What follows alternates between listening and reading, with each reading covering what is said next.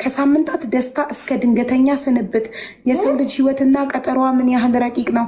ገና ከ2 ሳምንታት በፊት በታላቅ ደስታና እንቅስቃሴ ላይ የነበረው ተወዳጁ አርቲስት ነፃነት ወርቅነህ የአልቲማ ሪል ስቴት የብራንድ አምባሳደር ሆኖ ተመርጦ ስራውን በንቃት መጀመሩ የሚታወስ ነው። ይሁን እንጂ ያ የትናንቱ ንቁና ጠንካራ ወንድማችን ዛሬ በድንገት ከዚህ ዓለም መለየቱን ስንሰማ በጥልቅ ሐዘን ነው።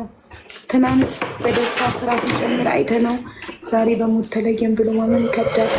ነፂ የኛ ያንበረከትነት ሁሉ እናስታውሳለን። ለቤተሰቦችና ለወዳጆች ፈጣሪ መጽናናትን ይስጥልን። ወይኔ ጉዴ! አሁን ከ1 ደቂቃ በፊት ነው የለቀቀው ጉርሻ። ኦ ማይ ጋድ! አይ ለዚህ ነው እንዲህ የምንለፋው። ያሳዝናል። ለምን ሞተ? እንጃ። አደጋ ይሆናል እንግዲህ። ምክንያቱም ከሳምንት በፊት ደስተኛ ከነበረ በሳምንት ውስጥ የሚገል በሽታ የለ እንግዲህ። ድንገተኛ አደጋ ይሆናል።